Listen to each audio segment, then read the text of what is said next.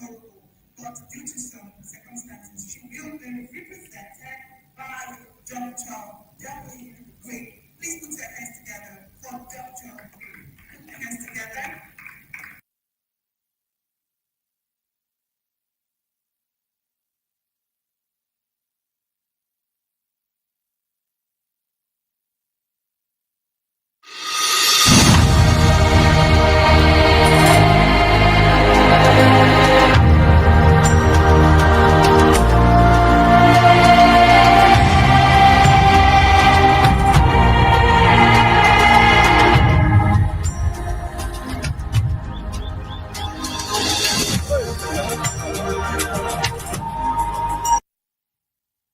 Welcome to tonight's Undaunted, bringing to the news untold stories. I am Oyin Opala. Let's begin.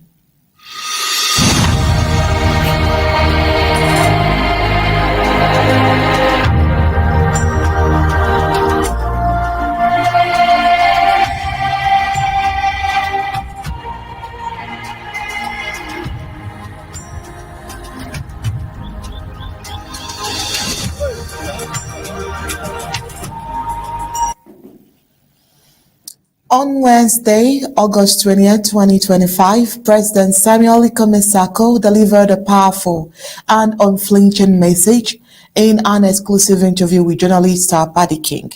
One that leaves no room for ambiguity. Ambazonians are not voting. As the French Cameroon state prepares for its October presidential election, President Sako made it unmistakably clear that such elections will not be tolerated on Ambazonian soil. In his words, these are not elections but selections, a hollow spectacle orchestrated by a regime desperate to max dictatorships in the robe of democracy. Drawing a chilling portrait of governance in La République du Cameroun, President Sako described President Paul Biya as a phantom ruler, a man whose physical presence mirrors the decay of a system now propped up by courtrooms and stagecraft. He condemned the crumbling regime for clinging to power through judicial gimmicks and symbolic formalities, while opposition parties, once voices of hope, have been reduced to background actors in a tightly scripted charade. With conviction and clarity, President Sako declared that Ambazonia will not participate in this lie because the people of Ambazonia are not subjects of the state and they refuse to legitimize its fading grasp with their vote. All these and more we will focus on tonight's Undaunted. But first, let's get the prime headlines.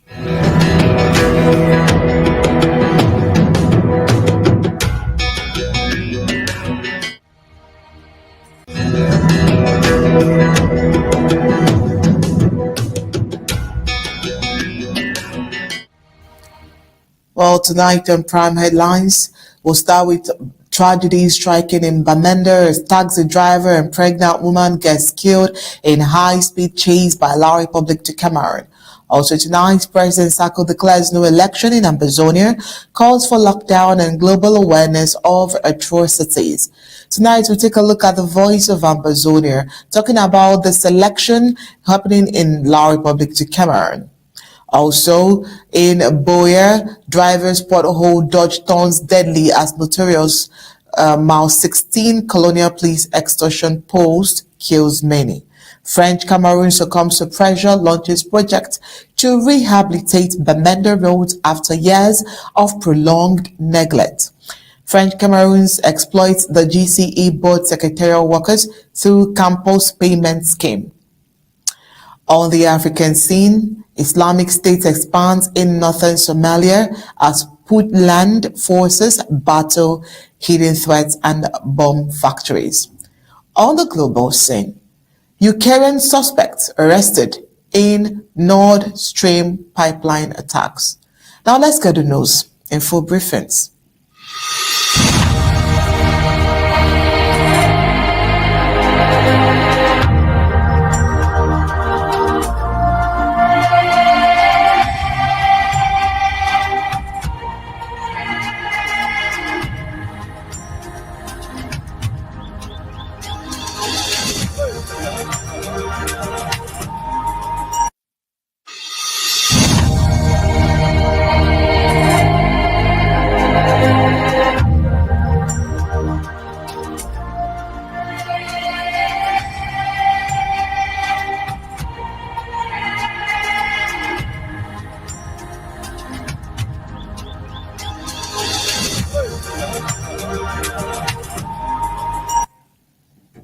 A dramatic incident unfolded in Bamenda local government area on Tuesday, August 19, 2025, resulting in the death of a taxi driver and a pregnant woman.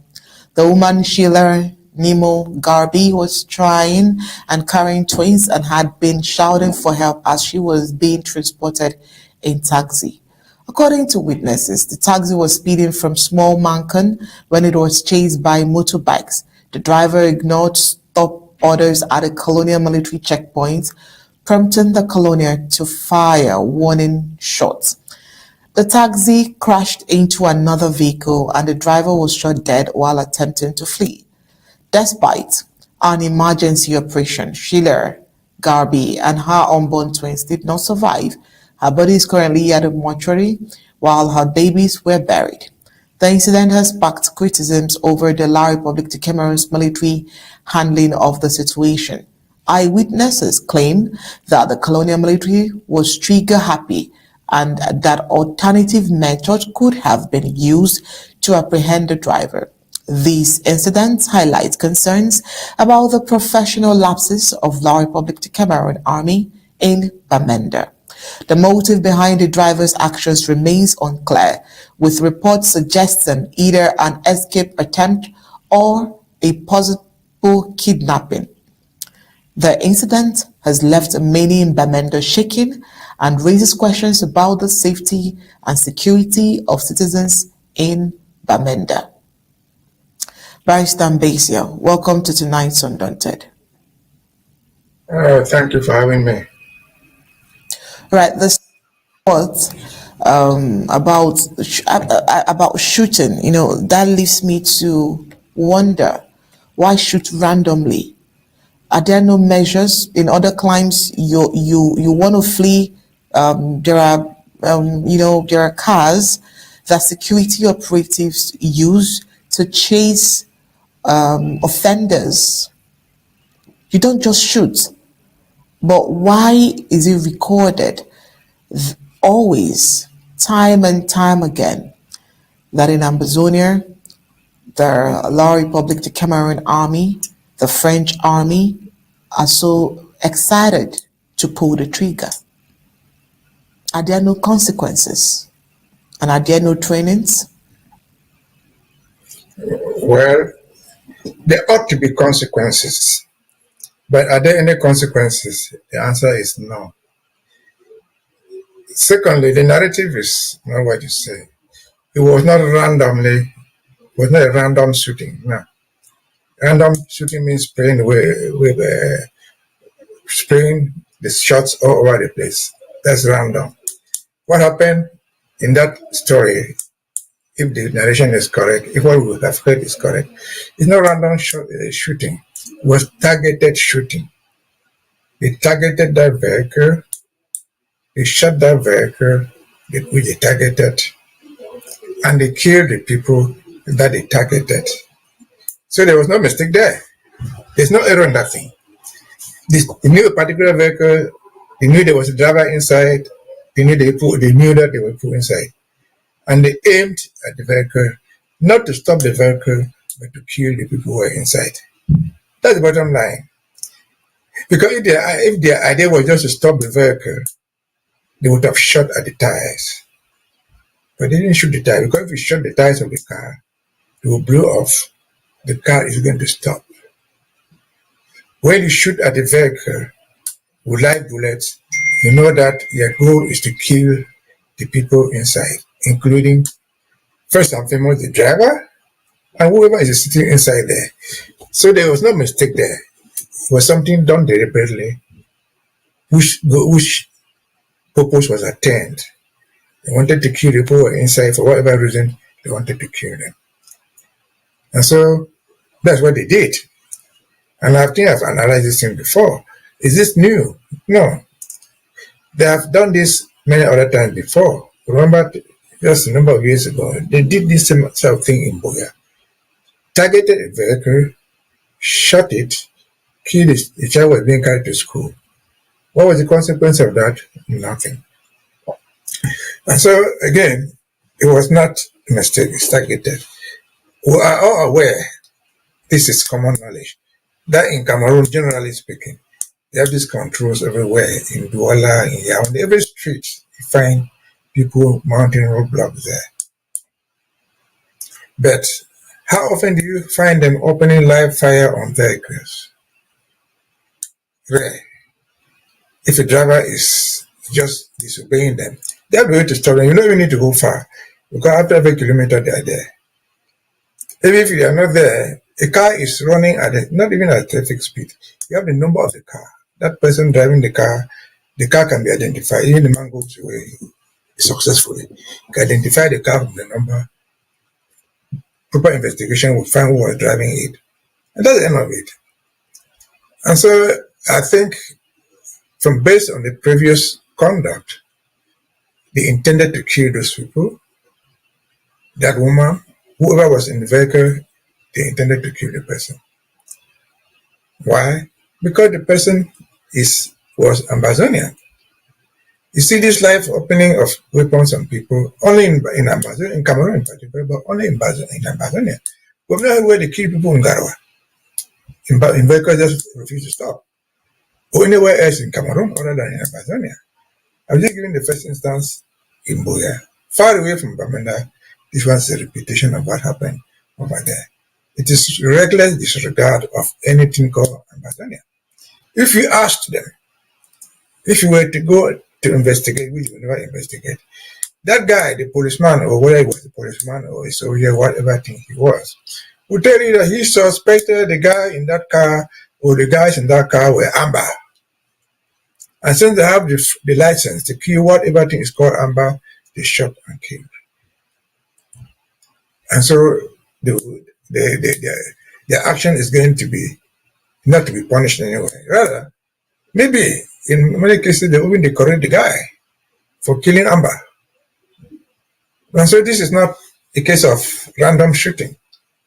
No, it is not a case of mistakenly killing somebody. No, they targeted that vehicle. They knew that there was a driver there. They wanted to catch the driver who refused stopping. They knew that he was carrying some other people. They knew that they have live weapons, live ammunition. And that a bullet being shot from a live ammunition will take away life. In the properly organized country, the shooter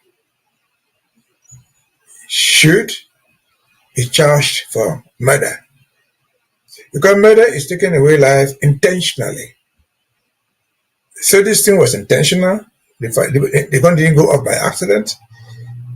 It was intentional. They aimed at that driver. Well, since when did the police, the gendarmes, or whatever thing stand on the road there? Since when did they have the right to take life? At the very least, whatever thing they are doing there, whether it is where you call Amba or because you don't have an identity card or for whatever thing they're looking for you, they don't have the right to judge you. They take you to court for whatever crime they think that you committed. I judged. They don't have the right to shoot you to death. They don't have the right to kill anybody. But this is where they killed, deliberately or intentionally, and then their actions are not going to be punished. Therefore, it is authorized killing, it is authorized murder of a targeted people. Who are these targeted people? They are the Ambazonians. Because again, if you ask them, they say, well, we're trying to catch Amba. Because in their eye, in Bamenda, whoever can be labeled Amba, the penalty is death. If they don't catch you and kill you, they will look for your mother and catch her. They look for your father or your brother. Like in the case of Moja in Buea, they will look for your old girlfriend or old boyfriend that you had 20, 30 years ago. And where they cannot identify him, they will look for you. So it was not a mistake. It's a criminal action, which I'm sure should be recorded somewhere. The day of recording, I'm sure, is coming. And so they just wanted to kill that poor woman. They wanted to kill the poor driver. Who knows now? The driver and the car occupant are dead. Who's going to tell their own version of the story? It's a one-sided story being told by the actor, the perpetrator. Is he going to tell a story that will not favor him? Certainly not. He will tell the story to suit his cause. But bottom line, in terms of law, in terms of humanity, nobody is allowed to take away your life. No matter your crime, the process should be followed. Over to you. Here, I definitely agree with you. Nobody is licensed to take the life of anybody. And just also to state here that I think I also agree that that is intentional. But moving on to the next report. Yesterday, President Sako granted an exclusive interview to Mr. Tar, addressing several critical issues surrounding the ongoing war between Ambazonia and the Cameroon. The president began with a firm introductory speech denouncing the upcoming October presidential election in La Republic to Cameroon, emphasizing that such elections must not be permitted in Ambazonian territory. According to him, the so-called elections are nothing more than a selection orchestrated by a political court attempting to cloak illegitimacy in the appearance of democracy. Let's get that. And let me be absolutely clear from the outset. Cameroon does not organize elections, it organizes selections. That's what courts do. What's unfolding before our eyes is not a democratic exercise, but a ritual designed to preserve a dying system sustained by a brutal dictatorship. Albeit, the portrait candidate exists only in photographs and billboards. The man himself has long withdrawn from public life, yet his oversized image dominates public spaces like relics of a vanished monarch. In truth, Biya is no longer the head of state. He has become a symbol, an idol, a ghost around which his cult of power has been constructed. Oh, well, he painted a stark picture of the state of governance in La Republic de Cameroon, describing President Paul Biya as a ghostly figure whose presence has become more illusion than reality. Biya, Sako argued, no longer governs in any meaningful sense, yet remains the constructed center of a crumbling system. What remains of the government, he claimed, is sustained only by judicial manipulation and cosmetic appearances of legality opposition parties, once considered the lifeblood of democracy. Well, it has been reduced to mere actors, handpicked to give the illusion of political plurality. President Sako issued a strong call to action for Ambazonians with Cameroons. In his words, heading towards self-destruction, he warned that Ambazonians must not stake their future on the failing machinery of the French Cameroonian state. A lockdown is being prepared, and all Ambazonians are urged to get ready. The most critical task ahead, he stated, are drafting plans for protection and continuing to expose the genocide being committed against their people. We must fight to take back our country and secure our borders. Our struggle is not simply about rejecting fraudulent elections. It is about safeguarding the survival of our people. We will not allow ourselves to be dragged down by the implosion of Cameroon. In this light, I call on all Ambazonians everywhere to prepare for a decisive action. A nationwide lockdown is being carefully planned. Our commanders on the ground and generals are in consultation, aligning their strategies. President Sako emphasized the importance of documenting atrocities, both in the collective memory of the Ambazonian people and in the official records of international human rights bodies, such as the United Nations. This, he stressed, is crucial for eventual accountability. In recounting a recent incident involving a pregnant woman, a man, and other victims, the president urged that their stories be accurately told. He encouraged bloggers and media activists to amplify these voices and correct misinformation, highlighting the fact that diplomacy thrives on clarity and truth. When consensus is reached, The Ambazonian government will make an official announcement and it will be broadcast through our national media. The message is clear. Ambazonia is not to be a spectator to the charade in Yaoundé. We will not legitimize a colonial ritual that insults the intelligence of our people. Instead, we shall demonstrate through action that our future is in our own hands.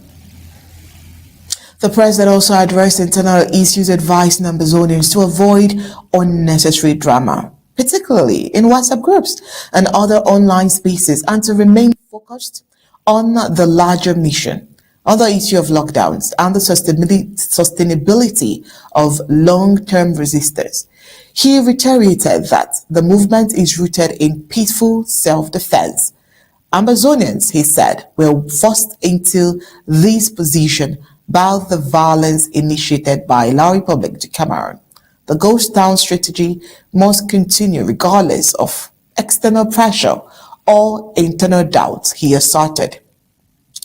He reaffirmed the movement's core position. Ambazonians must separate from French Cameroons. No election, fake or otherwise, should be allowed to take place in Ambazonian territory. Addressing concerns about the relationship between the diaspora and those on the ground, President Sako rejected the claim that the diaspora is intimidating the home front. Instead, he argued that the revolution is firmly grounded within the people living in Ambazonia.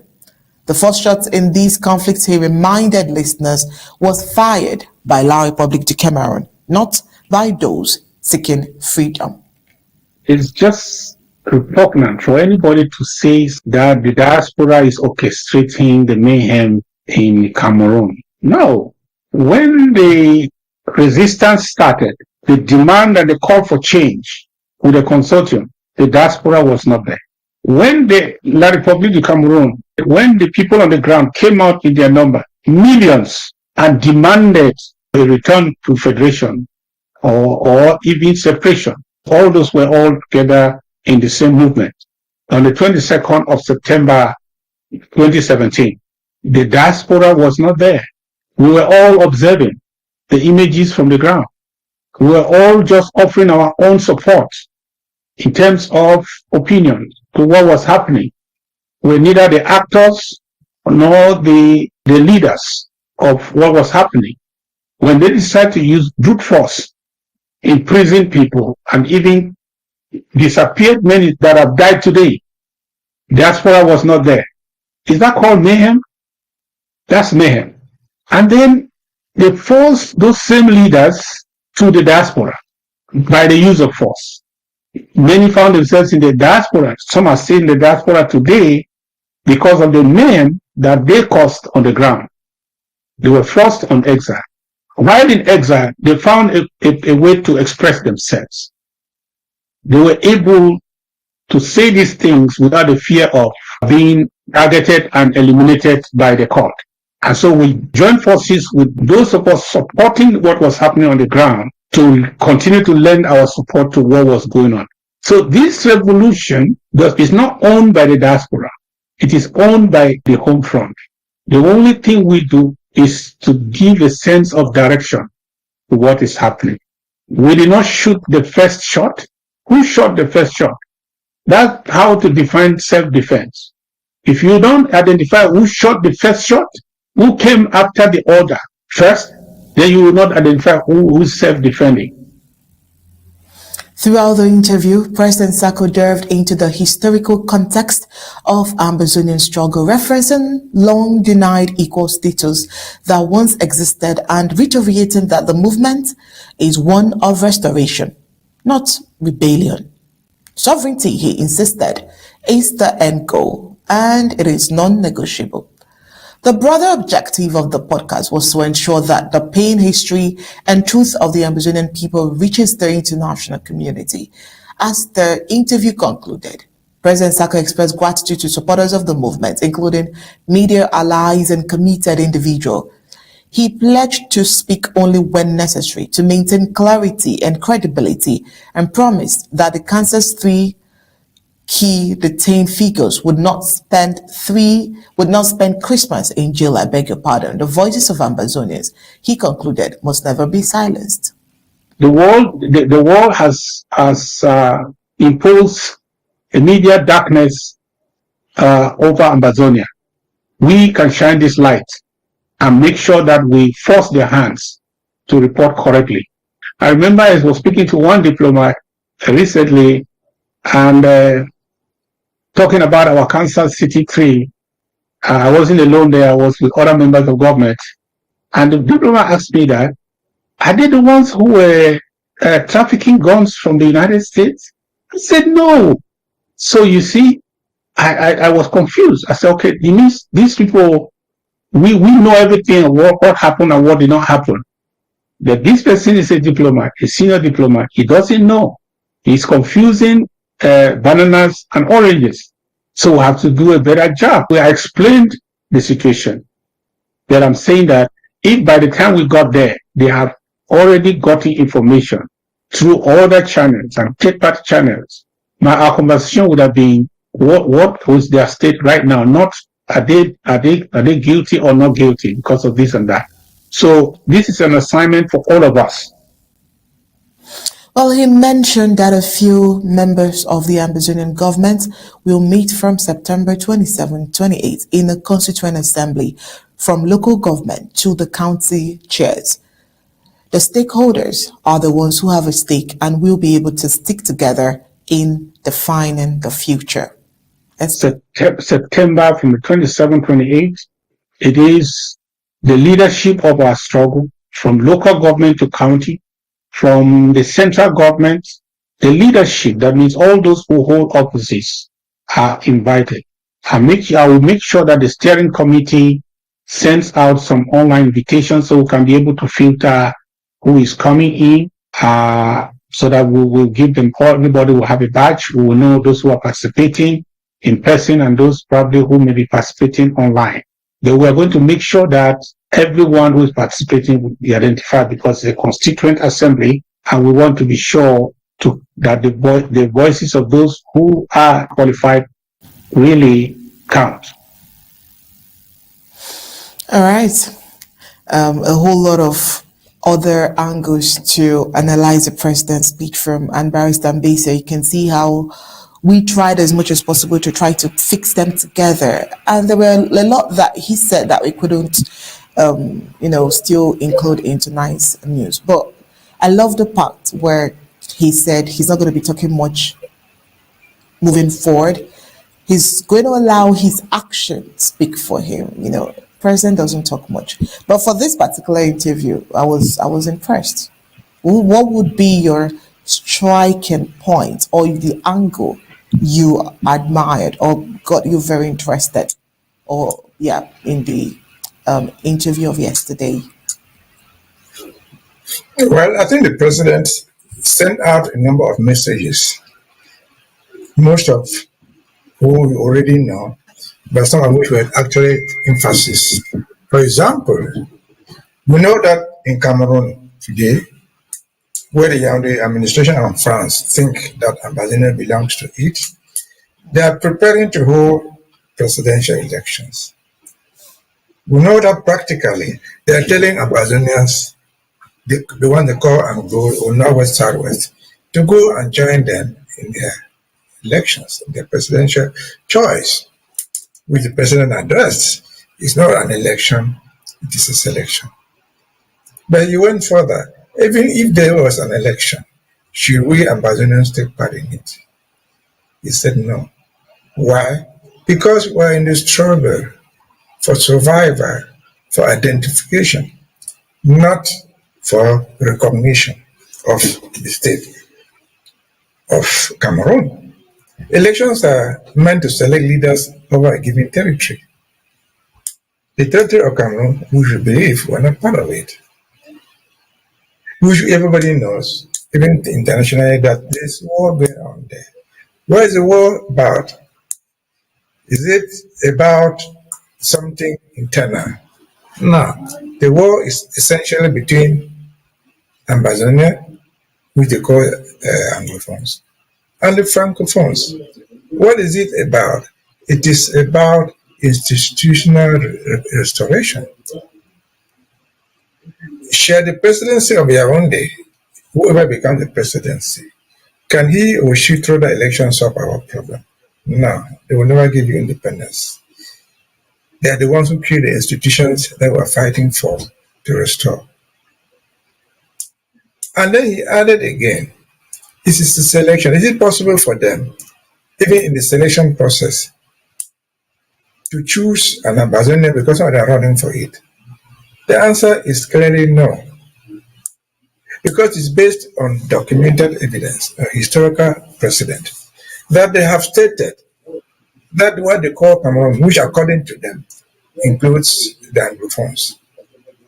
They have stated publicly and privately that an Anglophone, that is an Ambazonian, shall never be the president of Cameroon. So why take part in the charade that you yourself, you cannot, in fact, you cannot go to vote when you cannot be voted. That's the bottom line. An election means you go to vote or to be voted. And so just on those basis again, he addressed elections. Why we should not be part of it. We should be concerned with our restoration, with our fight. Then he addressed the issue, which is because the whole thing now, people tell, even our own brothers, our own sisters, say, no, you in diaspora, you're the one causing us trouble. You're the one fighting this war. Is it a diaspora fight? No. He narrated the story. It started back home. And what happened? They were chased away. They were haunted. The consortium that was at the lead, the SCNC that was organizing civilly, they were all banned. That's why they found themselves here, abroad. Diaspora, be in Nigeria, in America, in France, anywhere, they are out of the country. And so it is not a diaspora fight. Who are those fighting the war? You and me are not fighting any war. We are simply talking about it. The people who have been shot day and night, killed like that woman with her twins, are the people at home, in the home front. They are the people in Bamenda, in Buya, in Kumba, in Buya, or anywhere in the Ambazonia, not you and me. So diaspora is only helping to help them, their voices heard. Because they cannot be able to make this point back home. Because back home, it is proscribed, you are not allowed to do that.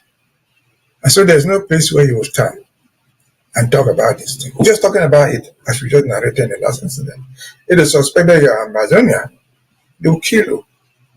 And so the president addressed that also, which is very important. Then he dared again with diplomacy. He narrated the story of the Kansas City Three, who are Ambazonians who were caught right here in the United States, trying to assist the people to defend themselves, to survive, maybe giving them food. Those thousands of people who flood Bamenda town, or Kumba, or any major city in Ambazonia, they are not city dwellers. They fled from something. They are going down the street, they are being shot to death. Not because they chose to come there, but they fled the war declared by Yaoundé. The president asked, who fired the first shot? It was the government of Cameroon. Well, how did you expect people who were shooting to behave? To lie down and be shot and be slain? No. They had to escape. And whatever thing they could find on the road, a stone, a stick, a knife, they had to defend themselves with it. And so that is actually properly addressed. And then he dared again with the Constituent Assembly. We know that in a process as such, from time to time, we'll meet to evaluate how far we've gone, make amends where they are necessary, and proceed. Coming September, would that be the first time? No. It can be on record that President Sako has followed this pattern since he got into office. He came to office in 2018. In 2019, he held the first Constituent Assembly, who were addressed how to run it. That is the Constituent Assembly that gave birth to county by county, LGA by LG, the defense, and probably even the draft, which are still going on. In 2020, 21, 22, we had another one in Washington, D.C. We reviewed where we have gone. We have to change our style, correct where it is to be corrected, and move on. That's what happens with every human endeavor. Somewhere you evaluate, somewhere you make changes, and you move on. And this is important because remember that late last year, we had a number of Ambazonians who did not understand the process, who claimed that the last conclave that had in Washington, D.C. amended the Constitution illegally. We took pains to go through that, to tell them that nothing was done illegally. The revolution is a moving process. We have to change as we move on. We have to improve what we already have in place.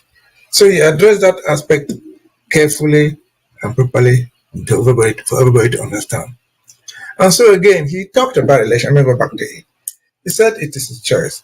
Where else on earth do you have election by portrait? You use portraits to elect people. Not anywhere. It is a potential selection of Paul Biya, who has already been selected, with other scammers who are claiming to run for elections. I don't know any election in the world. Remember portraits only in terms of religion. Those of us who are Christians, we see the picture of somebody called Jesus Christ. We don't know him, but we adore that portrait. Oh, this is Jesus who died on the cross. We see the portrait of somebody called Muhammad in the name of Allah. We adore that portrait without questions asked. Is that how elections are supposed to be? No. We see the portrait of somebody called Paul Biya. We never see him physically. We never see him anywhere. And the campaign is using his portrait to have him reselected once more. And so he addressed those issues for those who can listen. It was simple enough for those who can understand. And so we could take years to analyze this, but this is the shot that I can give you for now as the time goes on. Over to you. All right, thank you so much, Barrister Mbeseha. You know, the president was not the only one who talked about the election. The editorial from the Voice of Ambazonia critically examines the unfolding political drama in French Cameroon, centered on Akaremuna's recent legal challenge to President Paul Biya's candidacy on grounds of incapacity. While the move appears bold and constitutional on the surface, the piece argues it is part of a deeper manipulation embedded in Article 128 of French Cameroon's constitution, a clause that allows for a quick secession if a party leader is declared unfit. This mechanism, the editorial, contends enables election by substitution, where the real power transition happens behind closed doors, rendering elections meaningless. The editorial warns that this is not a moment of democratic reform, but a carefully staged secession plan orchestrated by CPDM elites and their international backers, particularly France. The piece also draws historical parallels, pointing to the legacy of Akaremuna's father, Solomon Tandang Munang, who is accused of betraying the Ambazonian cause by dismantling the federal structure that once gave Southern Cameroon's autonomy. Akare's current role is seen not as a pursuit of justice, but as an attempt to reclaim a promised political position long denied to his family. The editorial accuses him of complicity in legitimizing a prearranged political outcome meant to co-opt Ambazonian supporters without delivering true sovereignty. It concludes by reaffirming the Ambazonian stance that no amount of political reshuffling within La République Cameroon can substitute for the independence and freedom they continue to demand. Let's get the audio.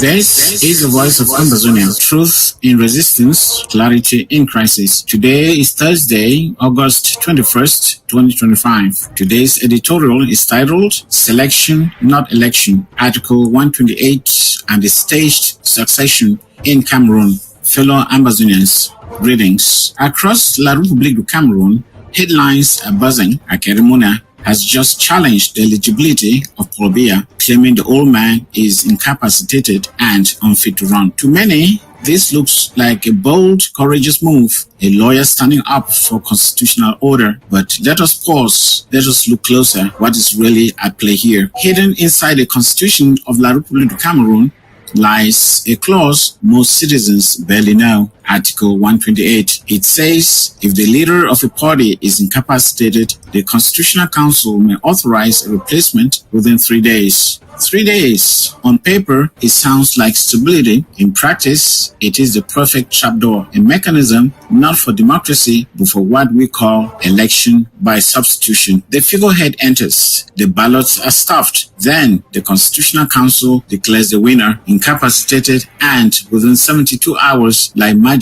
the replacement appears. The outcome is already known. The people's vote never mattered. Now, in this staged drama steps Akerimuna, a man with international credentials, yes, a lawyer with polish, yes, but also the son of Solomon Tandemuna, the man who betrayed Ambazonia's dream of federation. Let us remember the history. Django Funcha fought to preserve the two-state federation, but Paris and Yaoundé needed an accomplice. They handpicked Solomon Tandemuna, promised him the presidency, and installed him as Speaker of the National Assembly. And what did he do? He dismantled the federal structure. He erased Southern Cameroon's autonomy. He delivered our people into annexation. The presidency he was promised never came. He was used, then discarded. That betrayal remains a scar in our history. And now his son, Akere, steps forward, positioning himself for the vice presidency. Why?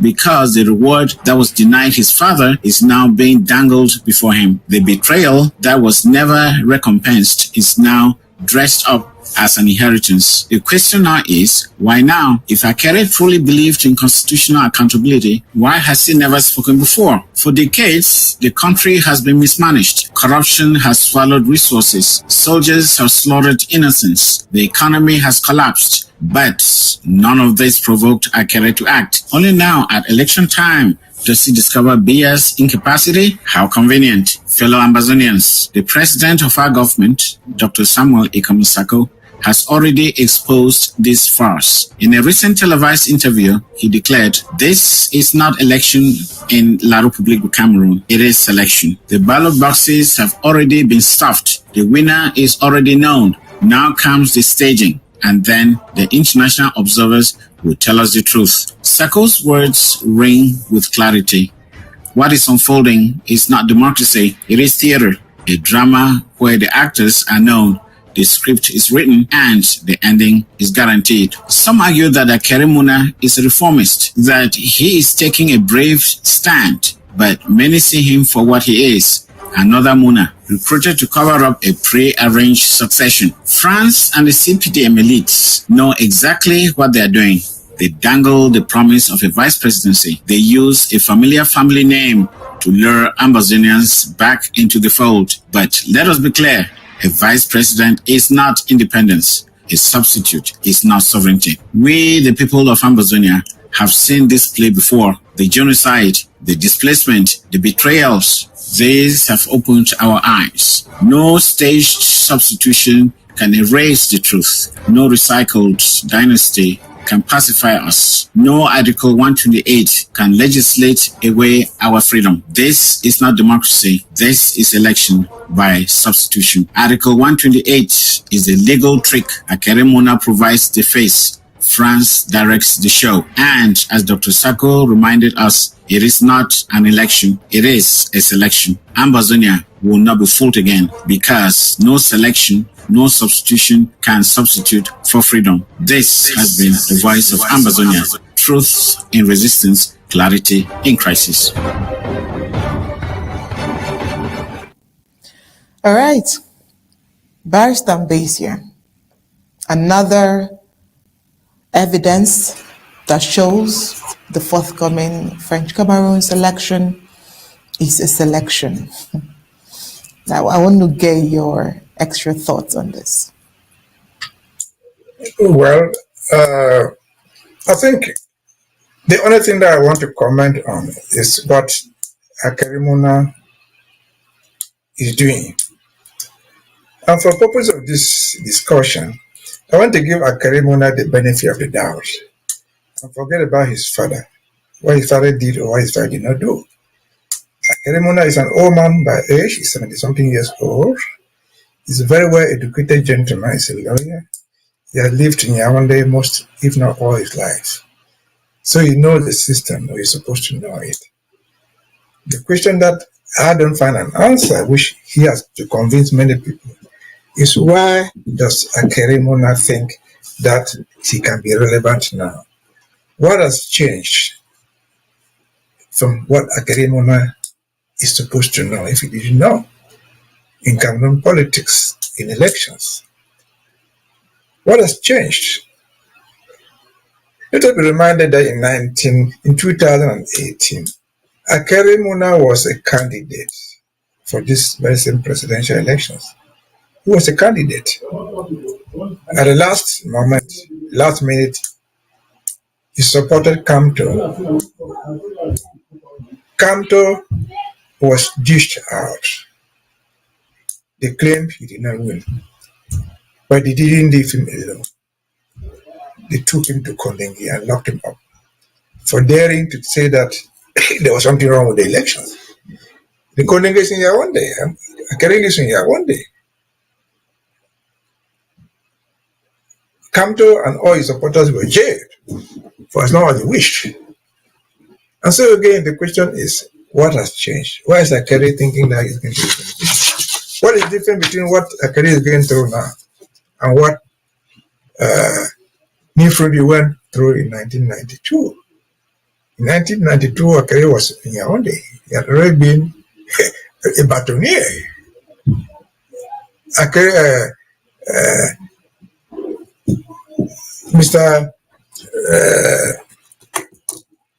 The other candidate won the elections. And of course, Nifrudi won, of course. What happened to his victory? It was stolen. Akarimuna was there as a lawyer, he saw it, all of us saw it. He has admitted that he did not win. So how does Akarimuna think that it can be relevant? To me, Akarimuna is just trying to look important, to look relevant in the process that he cannot change anything. Because the same questions Akarimuna is putting now, the issues he's raising now, were raised just 2 weeks ago, before the same Supreme Council, Constitutional Council. The issues were raised by Thierry Onana, a CPDM candidate, who said the same thing. Biya is not qualified. He has not heard the Supreme Council for Magistracy forever. He has not had a cabinet meeting forever. He has not even organized his own party convention to become a candidate. These same issues were raised by Thierry Onana just 2 weeks ago, before the same Constitutional Council, and they were thrown out without more. So why does Akarimuna think that the same Constitutional Council will be different? He knows that he's not going to win. That's very clear. And they asked, why did Akarimuna at the time not constitute himself the legal advocate for Thierry Onana to argue the same issues which he's trying to argue now? He also was a candidate. Yes. And then they saw somebody being maneuvered to become a candidate. That was the appropriate time for him to join Thierry Onana, a CPDM guy, to raise these very issues for them to be resolved once and forever. They would have been resolved then, as they were resolved. They would not have come back to it now, because the same answer will come from what they got last time. And so I think Akarimuna is just trying to be relevant where it is not relevant. He's just trying to show something. Is he trying to get the vice presidency? Is he trying to get any post? I doubt it. Because Akarimuna as an individual, he doesn't need those things. He has more than enough money for himself. His problem is not money. from his law practice and from his other thing that he does, he makes enough money for himself, I guess. And so the question we must ask is, why is he doing this? Can it be an unconscious agent of deviation or distraction? Because they always got you see people over there say they want an Anglophone vice president. That's why they are supporting Akerimona, which is the total distraction. And an Anglophone vice president to represent what? Akeri should ask himself. What would that Anglophone vice president for 2025 be different from what his father was the vice president? Remember, Estimuna was made the vice president in 1968. He dismissed Foncha and made him vice president. He remained vice president until 1972, when they abolished the post, and made him second in command as the Speaker of the National Assembly. He was still sitting there, vice president. He was still sitting there when they dished him out, his father. And so, what other office can somebody like a ceremony think that an Ambazonian or an Anglophone would ever hold this regime? Is it an accomplice to all what is going on to us? I think so. That's my opinion. Because Akerimona has fought the Green Core case, the case of stolen oil money from Cameroon. And I've said here many times before, Akeri has never fought for the right of the people of India over that same oil which is being stolen. The oil comes from India, the oil comes from Ambazonia, it is filtered to Douala, stolen and sold abroad. And I've always doubted, how many Indian children even work in the so-called refinery? Where are the offices of the Indian people in particular, and Ambazonian by extension? Why has Akerimoni never raised any of these issues?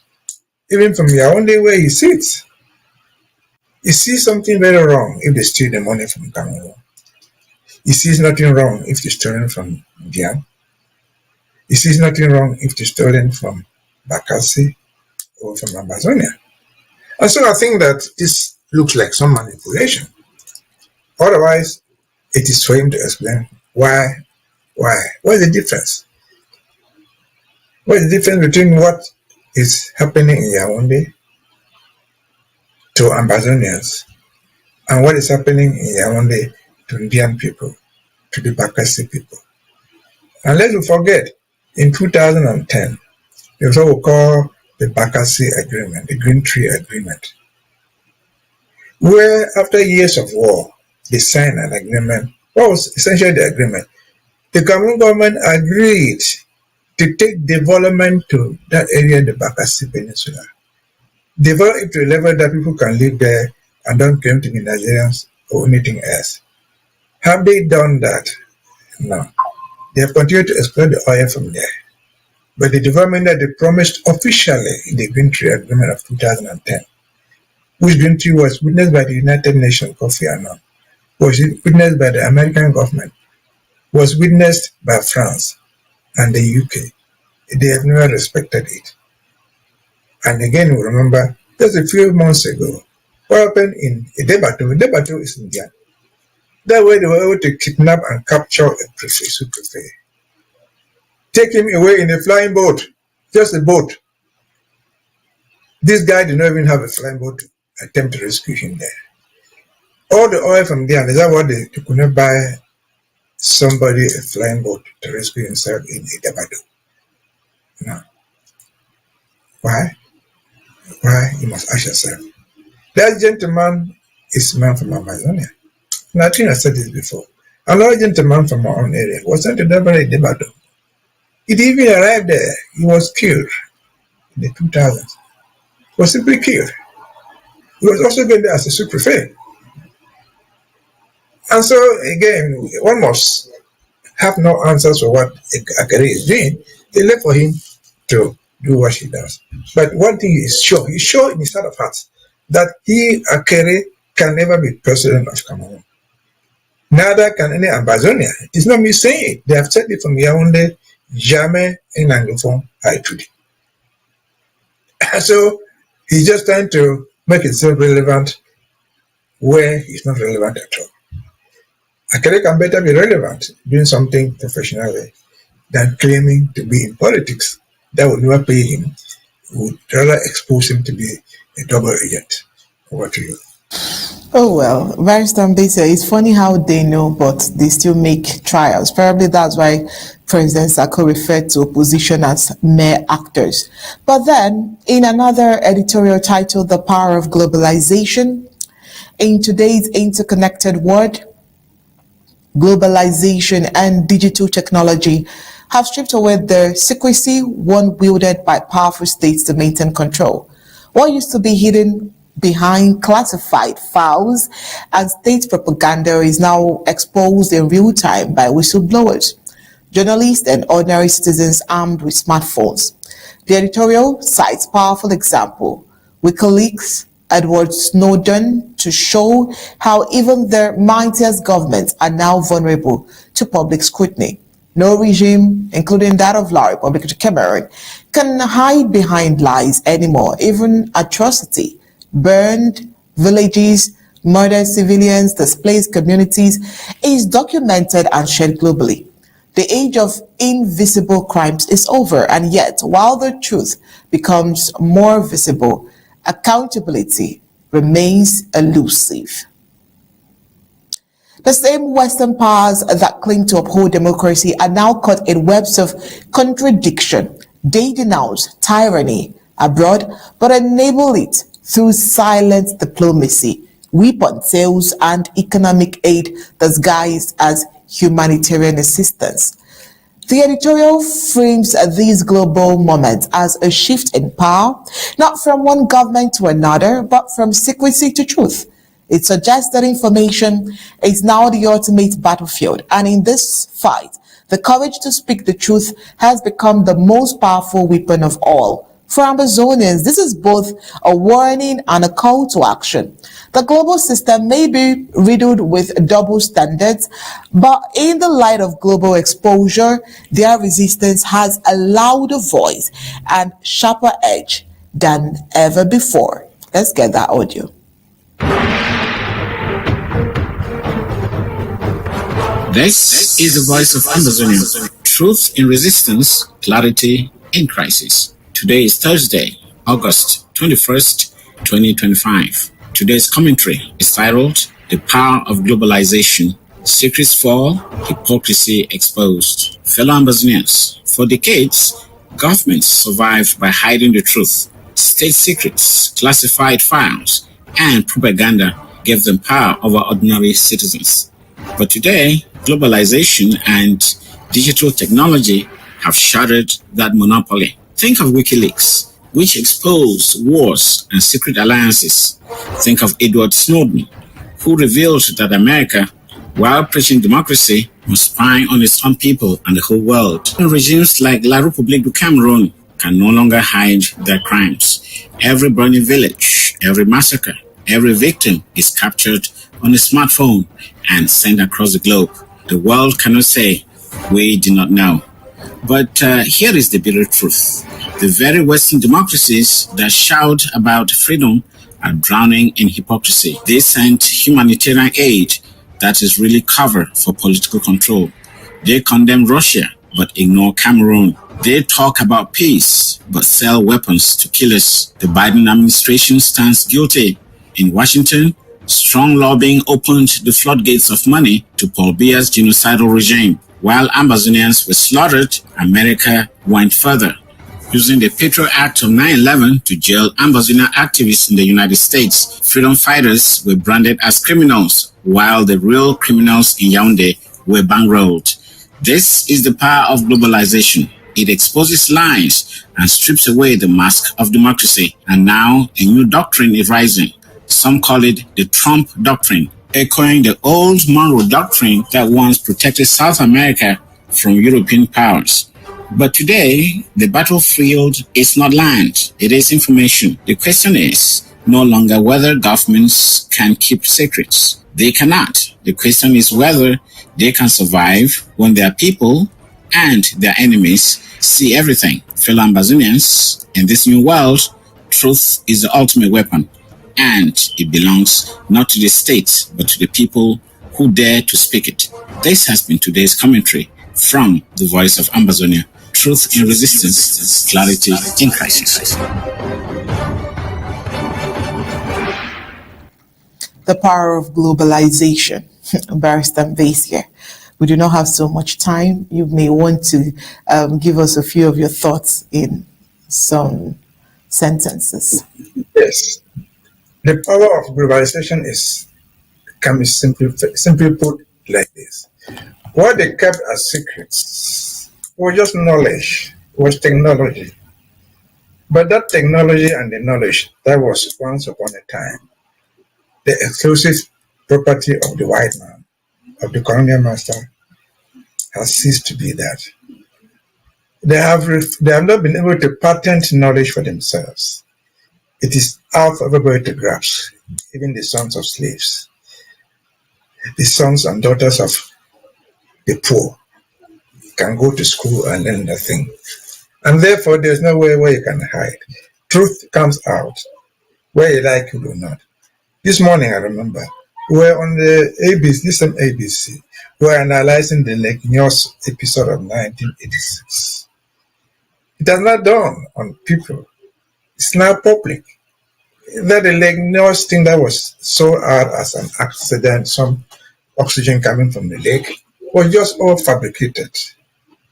Because knowledge has shown that there was no such thing that came out of it. It has now been proven that the thing was put by Israelites. And I said this morning about it that the good thing is that while the African can go to witchcraft, the white man does his own wish. They don't hide it, they document whatever thing they do. Good or bad, they document it. They document slavery. They document when they gas you and you die. And so the knowledge is no longer the property of some very few people in the world. Nobody can acquire it, which is why Ambazonia has this advantage. There's no hiding place for what they did, and that will not be known. We've known what they did to us. Documentary is there. We can find it. The world has become so small.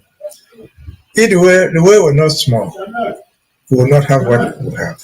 And I remember saying it was yesterday or some other program. We hear the sing song of Boko Haram. Boko Haram.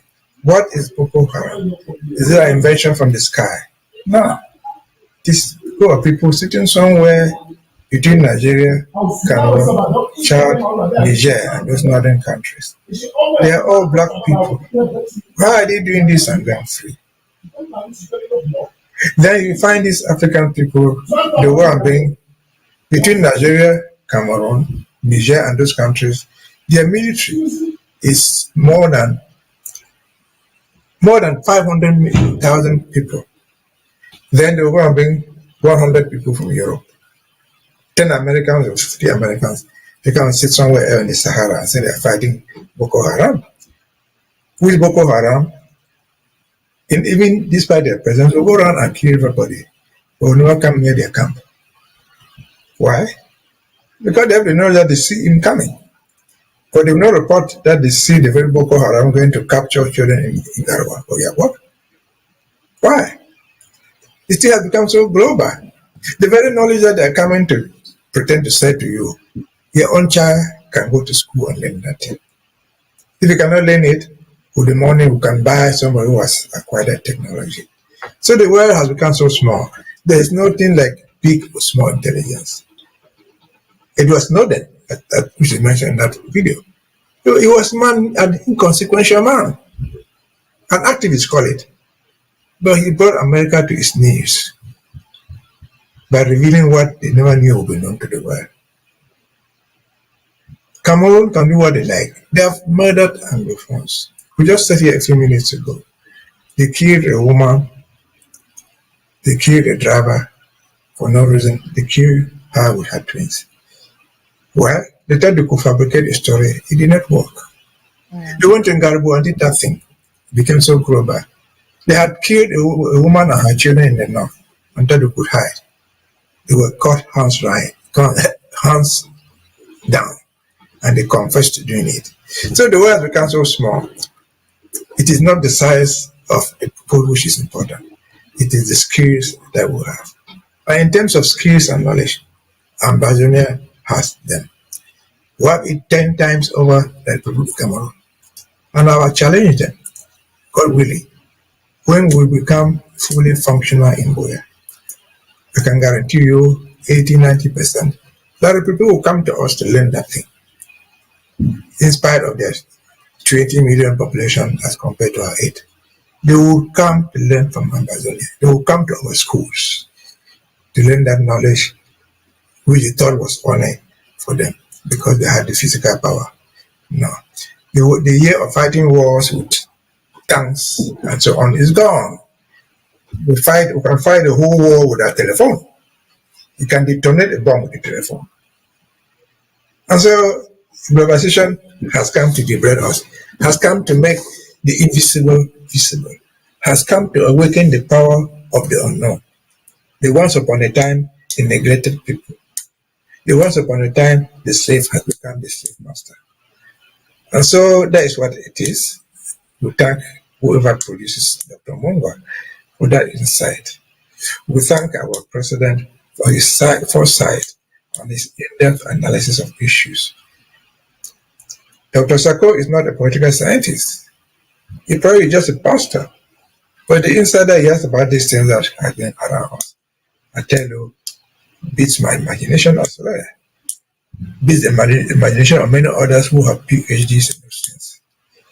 And so globalization has helped us. It is what we should rely on. See what we should boast of. Our size notwithstanding, we can beat the odds. Over to you. All right, thank you so much, Barrister. You've already done the vote of thanks. And it's amazing how their reports and their scripts from Dr. Mungwa merged with that of President Sako's interview of yesterday. And it simply just shows that they are determined to ensure that Ambazonia is free.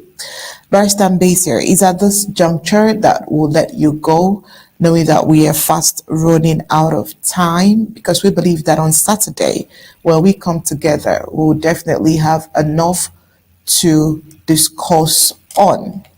Coming up right after this break, we'll get into Africa and see what the northern part of Somalia is going through at this point. Thank you so much, Barrister Mbeseha, for coming on tonight's Undaunted. Over the weekend, merge all these other reports and get your thoughts on it. Thank you for having me. You're welcome.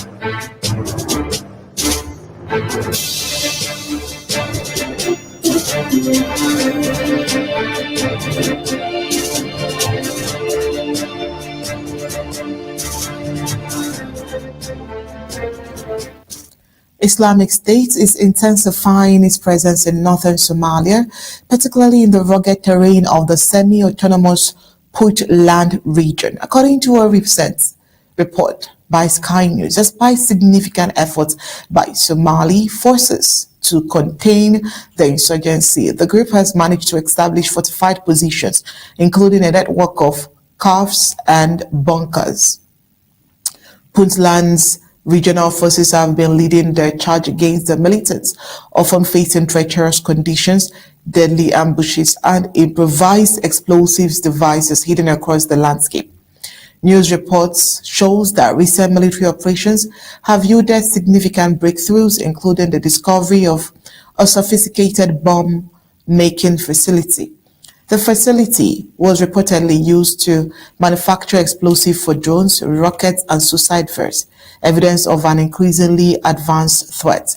The expansion of Islamic State operations in this remote area underscores the growth intent to carve out a stronghold in the Horn of Africa, even as global pressure on jihadist networks continues. While Somali continues, authorities have made strategic gains. The conflict remains volatile, with the security situation in the region growing more complex and urgent. And when we return right after the break, we'll head to Ukraine, where suspects arrested in Nord Stream pipeline attacks are being detained.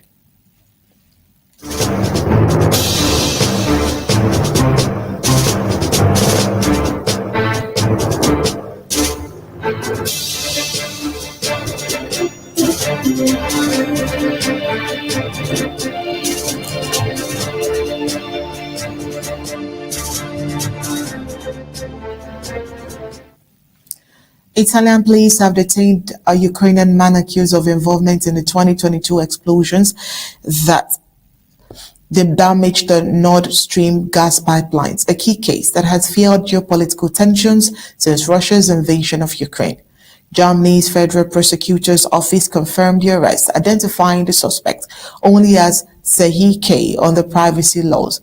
Authorities allege he was part of a group that planted explosive on Nord Stream 1 and 2 near the Danish island of Bornholm, causing gas to leak into the Baltic Sea. The blast, which occurred nearly 3 years ago, destabilized and disabled two major conduits and once carried Russian gas to Europe. Although the pipelines were not in operation at the time, both contained pressurized gas. The incident triggered widespread speculation over responsibility, with both Moscow and Kyiv denying involvement. Italian police said the suspect was arrested in Romania, northern Italy, and will be extradited to Germany to face a judge. Prosecutors believe the attack was carried out using a rented yacht, allegedly secured with forced identity documents, from which the crew deployed divers to attach explosive to the pipelines. The arrest marks a breakthrough in a long-running investigation. In 2024, German authorities issued an international warrant for another Ukrainian man suspected of helping orchestrate the sabotage. Media reports have previously suggested the operation involved a 6-person crew. While Denmark and Sweden closed their inquiries into the blast in 2024, Germany has continued to pursue the case, keeping the Nord Stream investigation open as one of Europe's most politically charged mysteries. And that's it for tonight's Undaunted, bringing into the news untold stories. But before we go, let's take a look at the major stories of tonight.